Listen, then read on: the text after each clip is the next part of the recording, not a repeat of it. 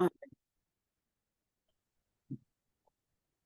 Okay, so welcome everyone. We're really glad to have you here this evening. I'm Erica, and I'm the co-founder of the People's Coalition.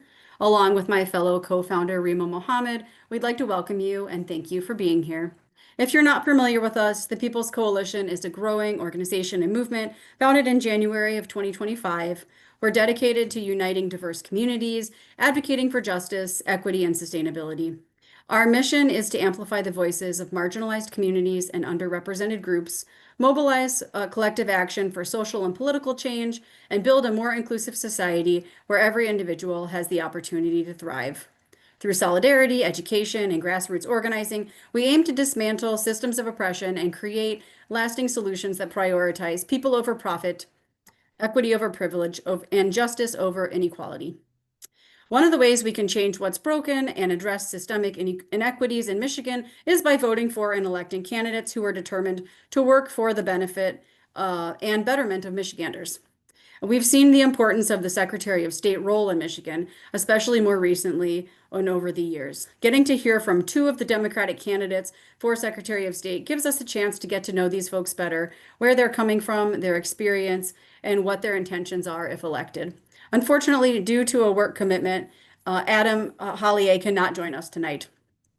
If you're new to us and you'd like to get involved, you can click the Join Our Coalition link in the chat that we'll put in just a moment. You can follow us on social media at MI People's Coalition on Instagram or the People's Coalition on Facebook.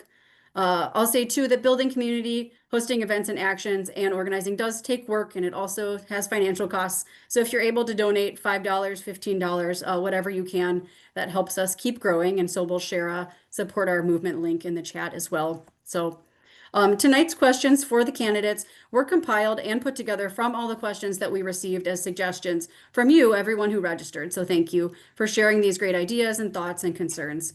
Because we have a lot to ask in a limited amount of time, we will not be able to pitch additional questions from the audience to our guest speakers.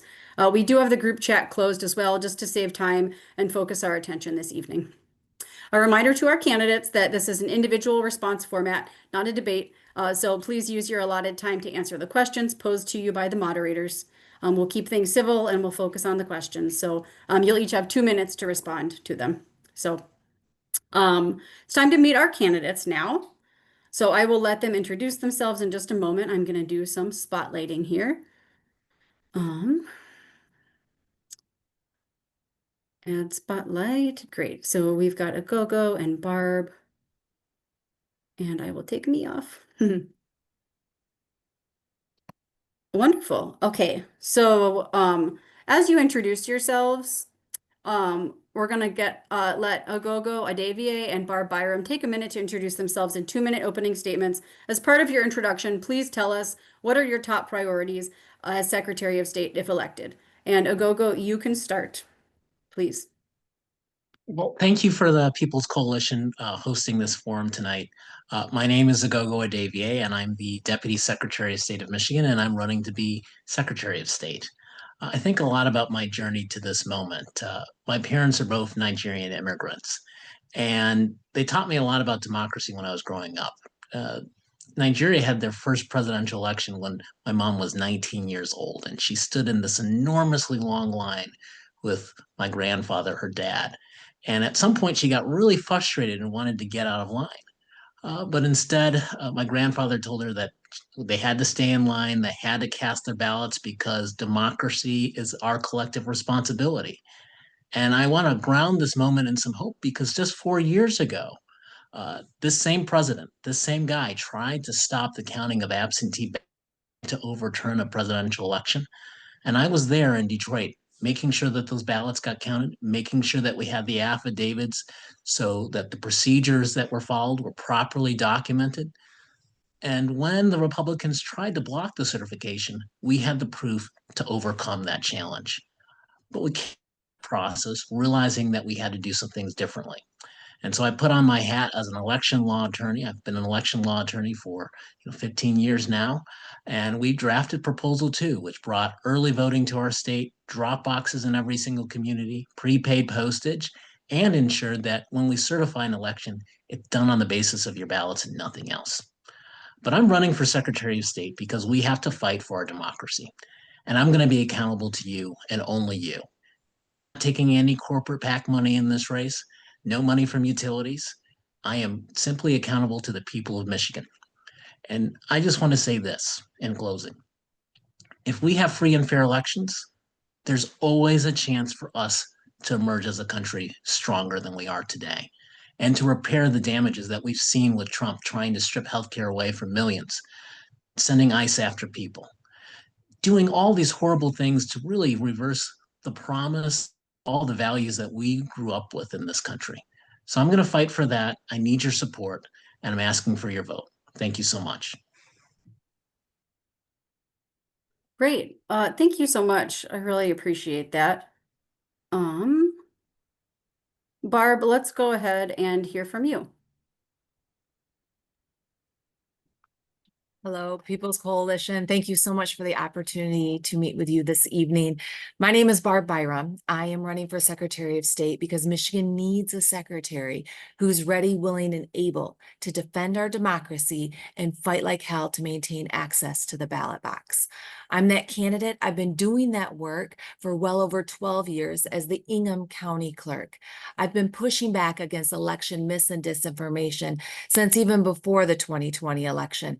If you'll recall, Donald Trump claimed the election had been rigged in 2020 before even a single vote was cast. And I pushed back on social media and in the press, helping election deniers understand how wrong their claims were and how they lacked truth in their claims. Also, during the 2020 election, right after, I testified in front of the joint House and Senate election committee investigating the 2020 election. And I stood up for the integrity of our elections because I know the reason the integrity was being attacked is to encourage people to not believe the election results and perhaps think that their vote does not count and then not participate by creating voter apathy. I have conducted over 40 elections in my capacity as county clerk, numerous recounts. The first presidential recount, or the first recount I did, was the 2016 presidential recount. I was one of the few counties that was able to complete that recount, and the results didn't change because our elections are safe, secure, and accurate. I'm the only candidate that has been a state certified election administrator for over 12 years. I've been a nationally certified election registrar for about 9 years, and I'm the only candidate that has been doing the work to administer elections. I ask for your support. This is a convention nomination, so I ask for your support, and I thank you for the opportunity. Okay, well, thank you for that response from both of you. So the next question is focused on fascism and authoritarianism.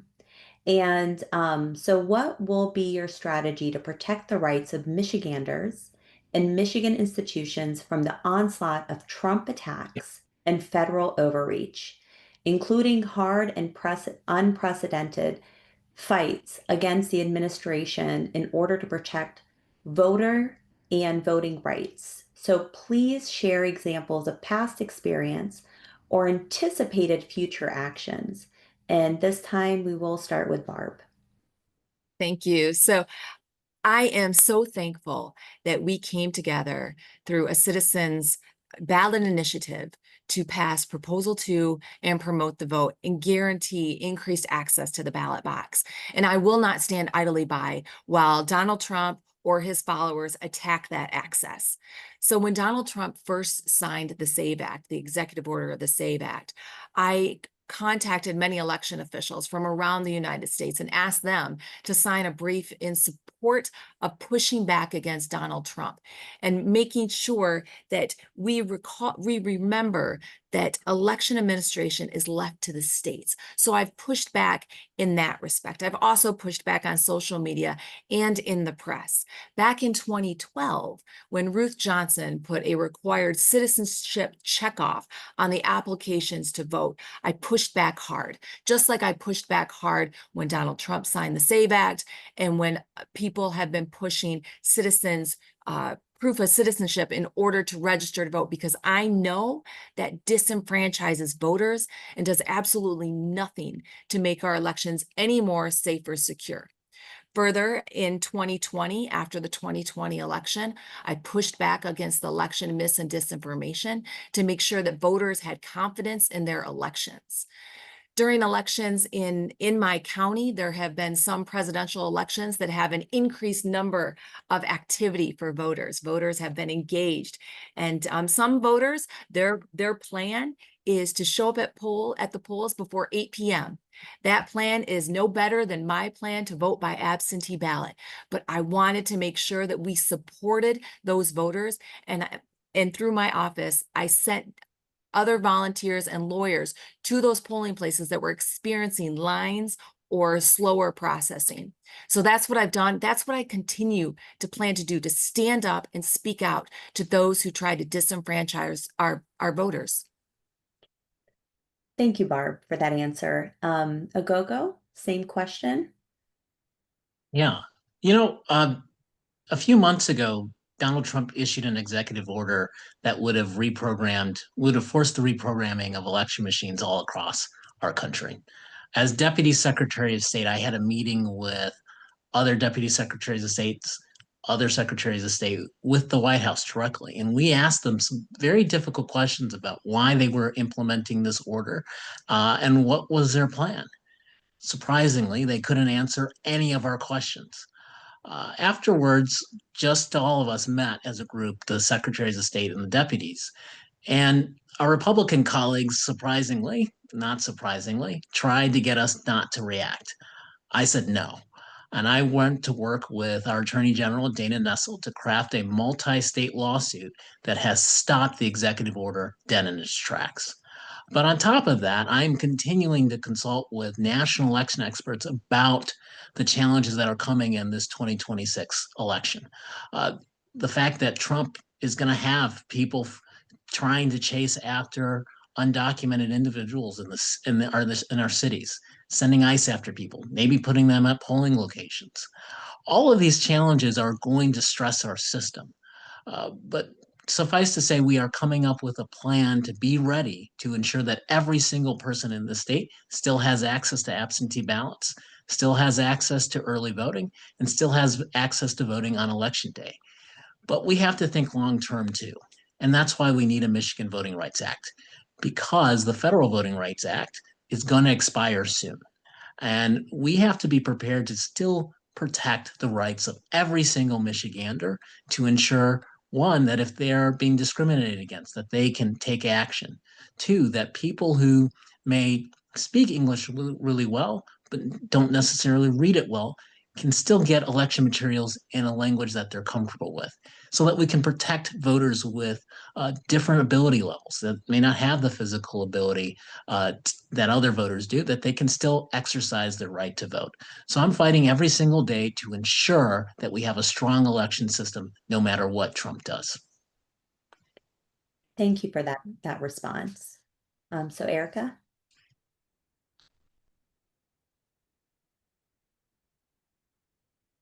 Sorry about that. Great. Thank you so much. I think that this next question kind of dovetails nicely from the question before, which is specifically about election security and integrity. So what specific measures will you implement to safeguard Michigan's elections from misinformation, ballot tampering, and outside interference? And Aghogho, we'll start with you, please. Yeah, it's very critical. This is one of the reasons why we put in place Proposal 2. And I implemented. That's one of the reasons why Jocelyn Benson appointed me Deputy Secretary of State, was to lead the implementation effort. We crafted and put in place a software system for early voting e-poll books that's secure, that doesn't allow people to double vote, that allows people to vote in a way that they're comfortable with doing. We've spent a lot of money to build up the physical security of election sites all across our state. But of course, we have to go further than that. So every single drop box in this state has a camera. And that's there not only to ensure that people aren't doing nefarious things with your ballots, but to protect people who are at the drop ballot box, because we've seen a activity from MAGA folks who are literally trying to disrupt our vote. And I'm going to continue that fight every single day. Now, I think we also have to realize that there are a lot of different obstacles to voters' confidence. And so I want to, as Secretary of State, have a streamlined and uniform process for reported returns so that when we report on election returns, everybody understands how they're coming out, what ballots are being counted, what ballots are being reported, whether it's early voting or absentee. And so there's that full clarity so that no one doubts our election system. If we can do those things, we're going to have a really strong election system that everyone can believe in. Great. Thank you so much. Barb, we'll hear from you next, please. Thank you. So election security has been top of my mind since I became county clerk. I was very thankful to be appointed to Secretary of State Benson's Election Security Task Force Committee. I've spoken and participated at DEF CON, which is a hacker conference, and took away a lot of ideas to make sure our elections remain safe and secure.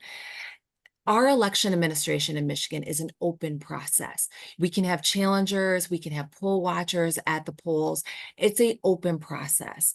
Also, we have over 1,500 local clerks that are doing the day of and early voting and absentee voting processing. It's the county clerks that are doing the computer programming. We have so many checks along the way, so many people involved that I know our elections are safe and secure, but we must look to the future as well. And when we talk about early returns and having returns quickly, I know I have a city election coming up on this Tuesday, and they want those returns so quick, but it is not always about quickness, but it is always about the safety and security of our elections. So those unofficial results, they were brought to the county and then read in. And so we need to make sure that although we would like instant results, we have to maintain our focus on keeping our elections safe and secure. Thank you so much. So I have the next question, and it's going to be focused on campaign finance and transparency. So what has your personal approach been on accepting corporate or large PAC donations for your Secretary of State campaign now and in the future leading up to the election? And then how would you use your role to address corporate and PAC money donations in state and local election campaigns and the outsized influence of corporate and special interest lobbying groups such as APAC, utility companies? So it is a two-part question, and we'll start with Barb. Thank you very much. So I have enforced campaign finance at the local level for 12 years. And the idea of campaign finance is transparency. That's at the core. So the voters know where the money is coming from for these candidate committees and how it's being spent. And a few years back, I instituted a new program to allow for transparency, a new computer program for people to search who gave money and where the money was spent. And that's been live for 2 years. And I think it's important that we make sure the information is available first and foremost in an easy and understandable way for people to see where that money is coming from and where it's going. I have been elected 7 times. So I have been on the ballot many times, and I have had to comply with campaign finance. And it is at times difficult to file forms, but it is so important to be transparent with where the money's coming from. So I am not going to take money from utility companies, especially those that are regulated and have those state contracts that are monopolies.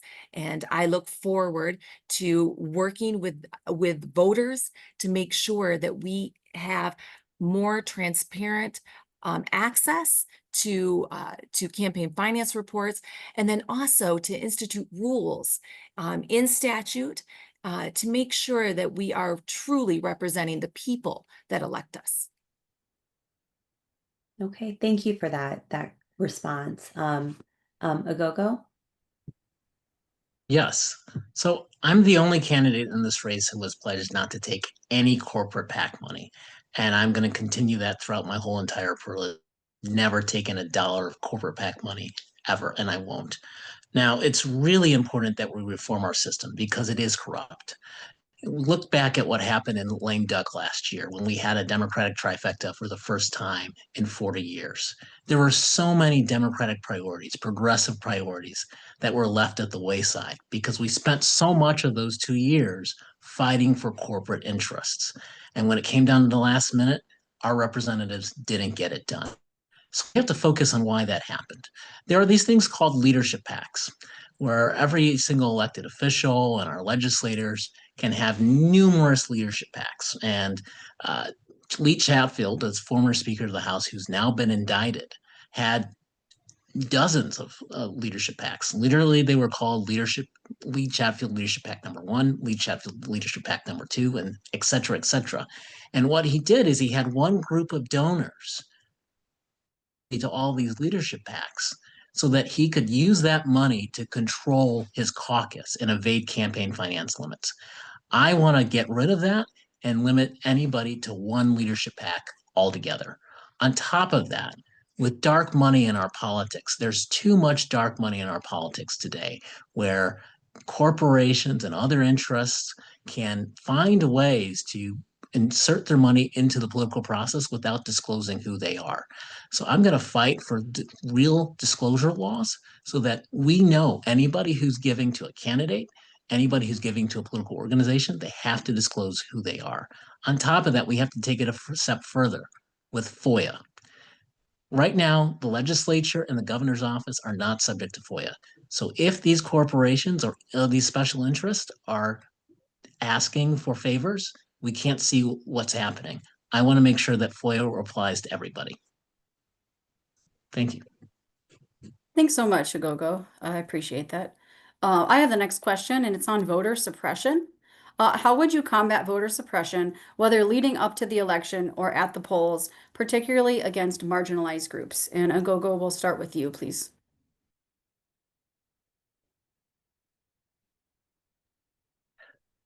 Yeah, I think it's extremely important to think about where we are and how we got here. Uh, you know, our Constitution initially it said that people who look like me were 3/5 of a person, and we've evolved and we've grown. But our state still hasn't fully embraced the promise of its electorate. It's the last time we elected an African American to one of the top 3 spots, governor, secretary of state, and AG, was in 1990. We don't have people at the table who reflect our electorate, and that's part of the problem. But it's also a big problem that we're not doing more to ensure that everyone has voter ID. Of course, you can vote via an absentee ballot or with an affidavit, but I want to make sure that anyone who graduates from high school in the state has a state ID or a driver's license so that they're empowered to move forward. I want to empower community groups with voter education purposes so that every single student in this state, every single voter knows their rights. We're going to work with local groups to ensure that 16 and 17-year-olds who now have the right to pre-register to vote actually know their rights and are pre-registering to vote. These things will overcome some of the voter suppression that we see, but we're going to have to take further steps, and that's why I'm fighting for a Michigan Voting Rights Act. And as part of that, we want to have a system that allows every single voter in the state that if they see an issue with their communities, that they can report it and that there can be a redress of their grievances. So I'm going to continue to fight for those things to ensure that every single voter in the state actually has the right to vote and ensure that it's equal for everyone. Thanks, Aghogho. Barb, we'll hear from you next, please. Thank you. So I have been fighting against voter suppression even before I was county clerk.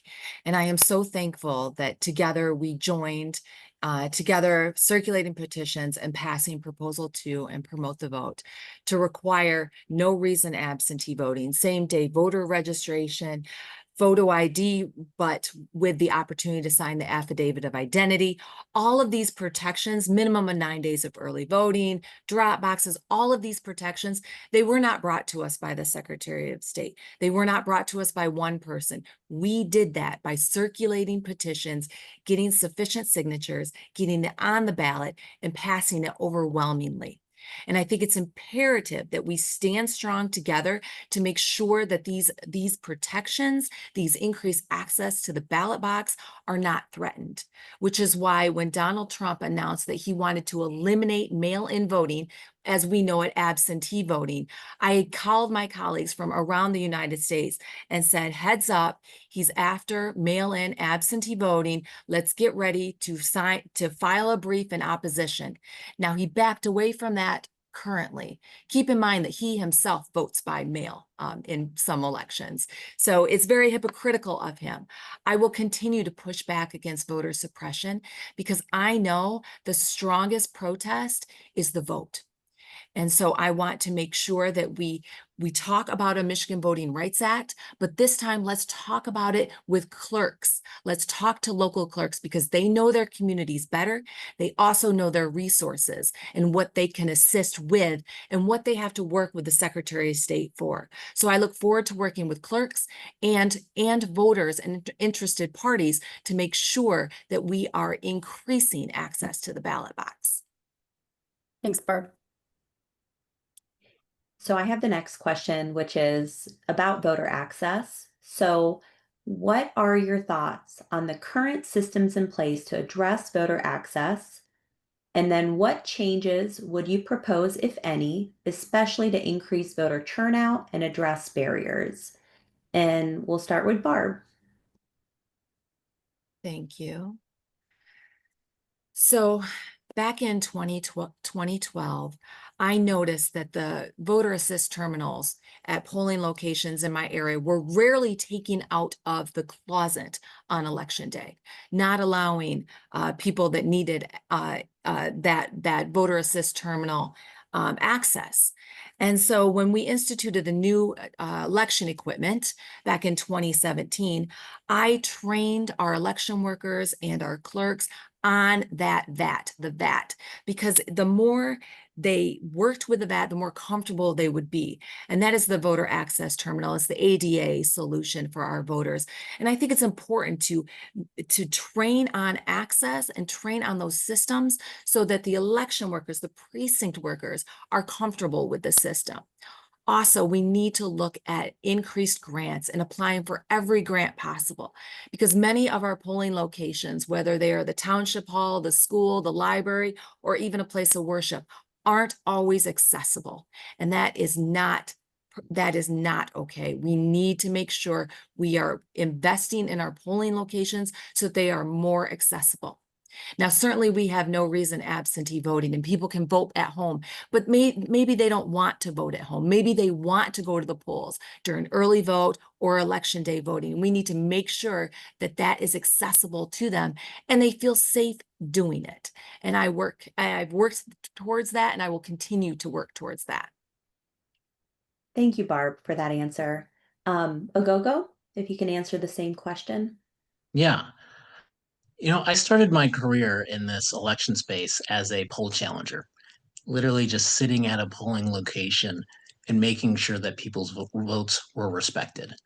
One of the things I've noticed over the years is that if you're a voter with physical disabilities, you're not as well respected. And the Carter Center did a report a few years ago that showed that over 60% of our polling locations in the Metro Detroit area are not ADA. That's unacceptable. And that's why we have to do more to ensure that there's real access for all able-bodied people at our polling locations. And I'll fight for that by reviewing them personally and working with local clerks to make sure that their polling locations are accessible. And if not, helping them to find new locations. I traveled around the state for the last 2.5 years doing a lot of mock elections with high school students to teach them about how they can have access to the ballot, about pre-registration, and they knew about their rights. But think about it for everyone here. The first time you voted, you were a little nervous. You didn't know exactly how to fill out that ballot. You didn't know exactly where to go. So it's really incumbent on the Secretary of State to not only be the chief elections officer, but to be the chief election information officer. And I'm going to take that role very seriously by helping to build organizations around the state that are going to systematically encourage and educate our young people about how to vote. And on top of that, we're going to physically go around our state bringing voting equipment to make it more familiar to people. Okay. Thank you. Great. Thanks so much. Let me get to my question here. Thanks. All right, so the next question is about IDs and security and safety. So given the current attacks on immigrants and on trans and non-binary people, state IDs or license records could be used to target marginalized communities. What is your plan to A, protect these communities, and B, ensure that the safety and security of these Michiganders is not compromised? And we'll start with Aghogho, please. Yeah, I'm already doing it. As you may know, a few months ago, the Trump administration through the DOJ sent us a request for the voter data of your driver's license numbers, your social security numbers, all of your personally identifiable information.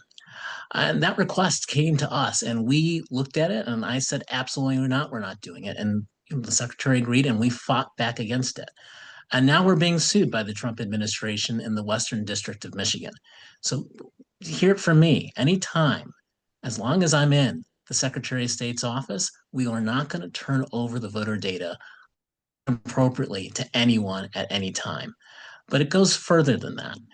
There's been a lot of discussions about having IDs for everyone. I think that's a good idea, but we have to implement it in a way that makes sense. Years ago, the city of Detroit had their own ID program. And the reason it wasn't successful is because the ID was literally different than everyone else's ID. And ICE agents and others could literally look at your pocket and say, oh, you have this ID, so you must be undocumented. We want to have an ID for everyone that looks no different than your other IDs. So having those streamlined and uniform processes is really going to help us ensure that everyone is protected. And we're going to make sure that clerks and other election officials are trained at polling locations so that if ICE shows up, they know how to handle it and how to let us know so that all these pieces of information are shared with the press to take legal action to keep our polling locations safe. Thanks so much, Aghogho. Barb, let's hear from you next, please. Thank you. So in Michigan, some voter information is public. Your name, your address, if you voted, and which election you voted in, if you voted by absentee, early, or election day. That is what is public in Michigan. In some states, that's not public, but in Michigan, that is public. I will absolutely not release information that is not public. The Trump administration wants the last four of your social, your date of birth, your ID number, all of that information. That is personal information that shall not be public. I would absolutely not release it, but I would take it a step further. I wouldn't wait until Trump sued the Secretary of State's office. I would be talking about that requested information immediately, so everyone in the state would know what the administration was up to and why they were up to it, rather than backtracking and trying to get in front of the message when the Republicans have already controlled the message that the secretary wouldn't release the data. I'd be out front telling everyone, this is the data that was requested. This is why we're not going to release it. This is what is public and can be released. I think Michigan has a great opportunity to issue identifications for all people and have ID, because oftentimes the lack of identification is a barrier to obtain employment.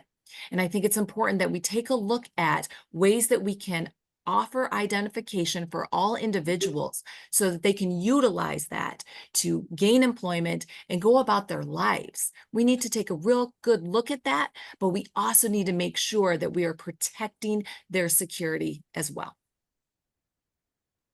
Thank you so much, Barb. Okay, so I have the next question. It is about the ballot proposals. So we currently have several ballot proposals that are coming up regarding voting, voter rights, and identification, such as Rank My Vote, Committee to Protect Voter Rights, Americans for Citizen Voting. What are your thoughts on these proposals and how will these proposals impact Michiganders? So we'll start with Barb first. Yes, so the two proposals that will require proof of citizenship, I'm adamantly opposed to because it will do absolutely nothing to make our elections safe and secure, but it'll do everything to disenfranchise voters. In order to prove one's citizenship, an individual will have to produce a birth certificate, a certified copy of a birth certificate, or a US passport. US passports are expensive. Birth certificates take time and money to get. 84% of married women do not have birth certificates that are in the same name as their current name. Many friends that have changed their name legally, their name is not the same as found on their birth certificate. So they would need extra documentation in order to prove that they are who they say they are. And they'd be required to send it to the local clerks, the city and township clerks, present all of that information to that local clerks. The local clerks, the Michigan Association of Municipal Clerks, those city and township clerks, voted to oppose House Joint Resolution B, which was basically the proof of citizenship question for registering to vote, because they know that this will do absolutely nothing to make our elections safer or any more secure. It'll do everything to disenfranchise voters, and I'm not going to stand for it. For Rank My Vote, if the ballot petition gets enough signatures, if it gets on the ballot, I am confident that clerks will will do what we always do, and we will institute it as seamlessly as possible. And I look forward to doing that as Secretary of State. Thank you, Barb. Aghogho? Yes. I first want to say, because all of these petitions will have to come before the Secretary of State's office and as Deputy Secretary of State, I can't take a formal position. However, a story about Proposal 2. When I started talking about early voting, I went before the Ruth Johnson Senate Elections Committee to talk about it. And I did it 3 times. And on the third time, she lectured me about how I didn't know anything about a Michigan election law and that wasn't necessary. And we couldn't do it because it was too hard. And we did it. It passed with 60% of the vote. And I led the implementation as Deputy Secretary of State. So, of course, if Rank My Choice, I'm going to help lead that implementation as Secretary of State because I have the experience of having led the implementation of Proposal 2, of developing e-poll books, of making sure that we had the resources, $30 million for local election administration from the legislature. First time in 30 years we got that type of appropriation. On the proof of citizenship proposals, there's a federal companion, the SAVE Act. I was opposed, testified against it before the House Elections Committee. I oppose that concept with everything because ultimately the Republicans are trying to pick and choose their own voters. And that is something that is definitely not appropriate. I requested my own birth certificate just to see how long it would take. It took I requested it in February. I didn't get it until April. This is not an appropriate use of our laws to protect our election system. It will to protect us, and we should oppose it with everything we have. Thank you for that response. Great. So my next question is about Secretary of State services and management. So what is your plan to improve Secretary of State services and ensure that all residents have convenient access to these services, such as rural communities and Black and Brown communities with limited access? And we're going to start with Aghogho, please. Yeah, this is great. I have visited over 90 branches in our state as Deputy Secretary of State, and I've learned a lot. When I have visited our rural branches, one of the things that I noticed, because we don't have greeter stations in those branches, that sometimes people don't know exactly where to go because we don't have the pull tab anymore. So one of the things that we're piloting and working on is having a tablet where you can walk in the door, and it tells you exactly what to do. And this ensures that you can get in and out of our offices within 30 minutes or less. But, one of the things that I've also learned is that if you're not computer savvy, our Secretary of State services aren't as user friendly to you. So I want to develop a system where you can call a 1-800 number, put in your zip code, and the next appointment time will be automatically read to you. If you want that appointment time, you can press 1, you press 2, and then the next appointment time is available to you. So we have a great system right now, but we're going to continue to work on it, not only for individual customers, but also for our commercial customers, because we know that everyone ultimately is served through our Secretary of State offices. It's why I've spearheaded putting more services online, like online title transfer, and I'm going to continue to innovate as Secretary of State to ensure that all 10 million people in our state are well served and that we have works for everyone. Thanks, Aghogho. Barb, let's hear from you, please. Thank you. So I think it's important that we recognize that Secretary of State Benson has made amazing advancements with customer service with the Secretary of State's office. The ability to go online and renew tabs and update driver's licenses and do some of those services online, even the notary, to renew your notary online, is an amazing access point. It's important, however, that we expand on the improvements she's made, because not everyone is comfortable going online. Not everyone has access, the ability to go online. And sometimes it's confusing on how to make those appointments. So I think it's important that we focus on the branch offices as well and allow for more opportunities for those walk-in appointments. I think we need to expand the use of the mobile office and take the mobile office around the state of Michigan to make sure that we are meeting people where they are and not forcing them to come to where we are. The kiosks have been a great improvement. The kiosks that are located typically at Meijers and Kroger's, but not all communities have a Meijer or a Kroger, even within a 45-mile drive. So I think we should look at other partnerships for those kiosks, but the mobile offices, I think, and utilizing those mobile offices more, I think will be a step in the right direction as well. Thanks so much. So I have the last question before the closing statements.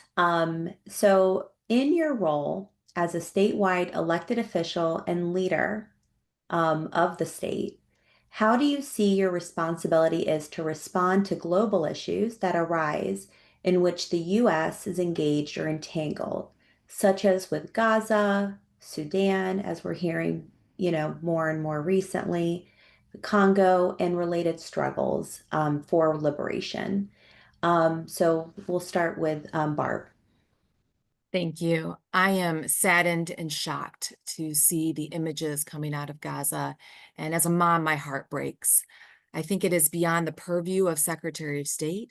So what I am focused on is making sure that every qualified registered voter is afforded an opportunity to exercise their right to vote, to make sure their voices are heard at the ballot box, because I believe the strongest protest is the vote. And I will stand up and make sure that every qualified registered voter has the opportunity to exercise their right to vote. Thank you, Barb. Aghogho?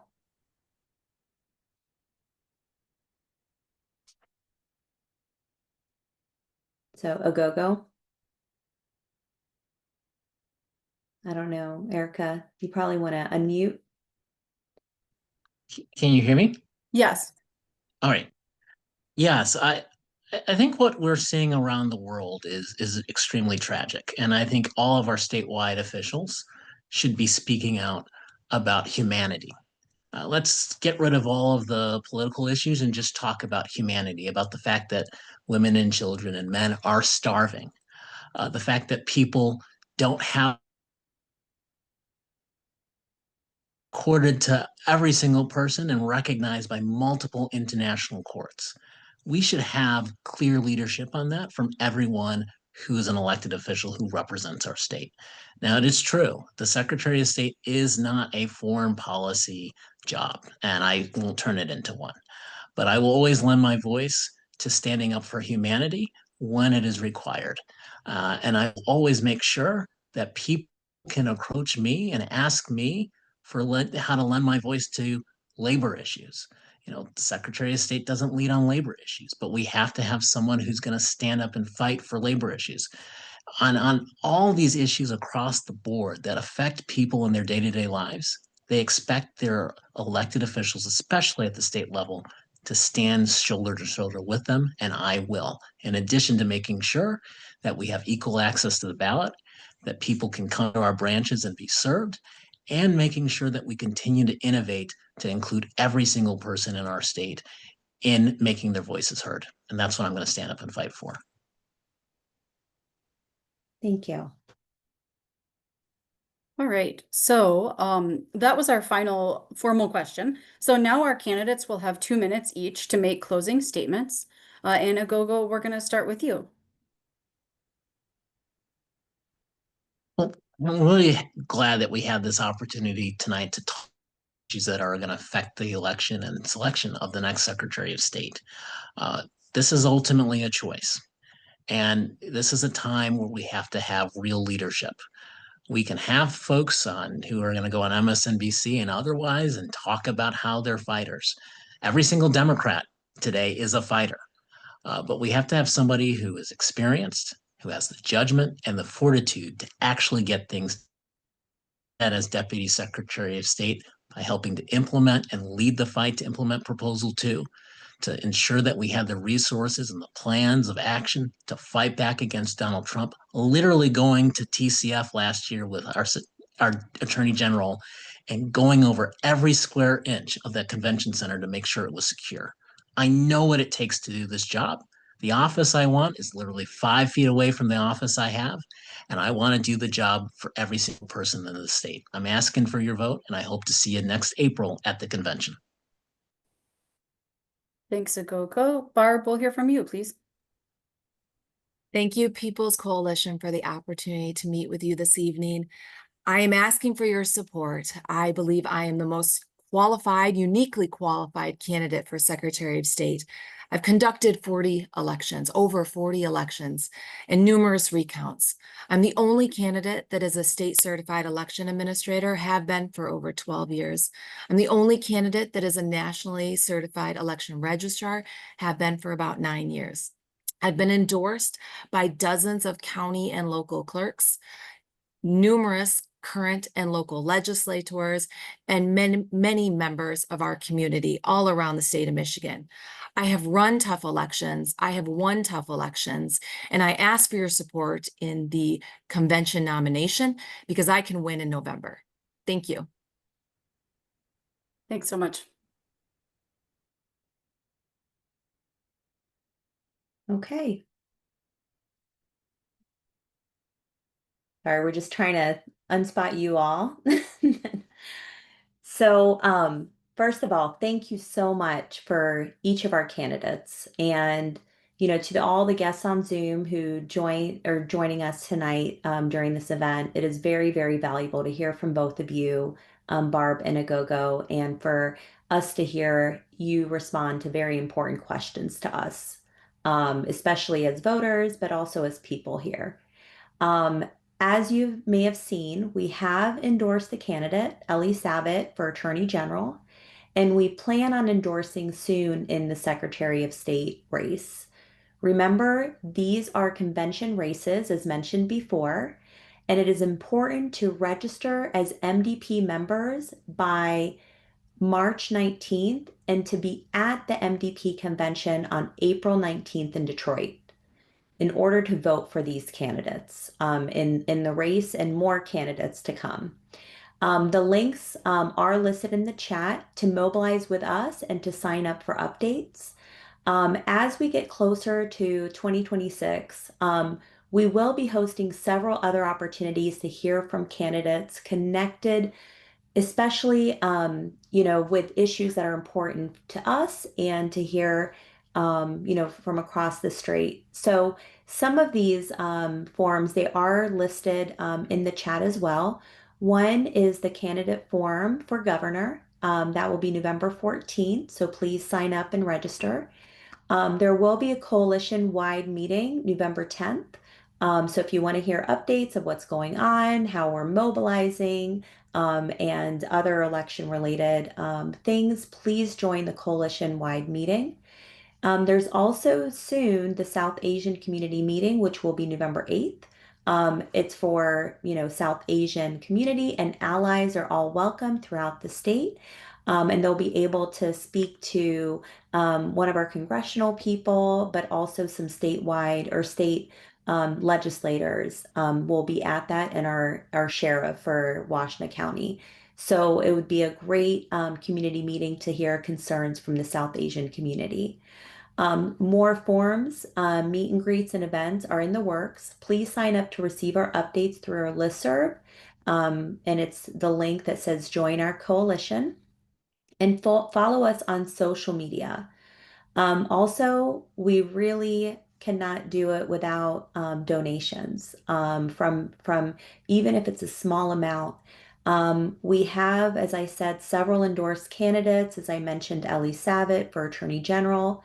And there are other candidates in key races that more to come, including a U of M Regent candidate who will stand up for our communities. And more news will be coming very soon about that.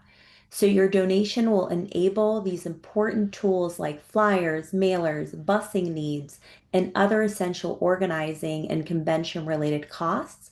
So we do need money now to be able to successfully win in these races. So please do donate. We do have that link there. And again, thank you all for being here. We are recording this and we will post it and share it with our entire coalition. But again, thank you so much, Aghogho and Barb, for being here, making the time for us. And thank you all for joining us. Take care. Everybody.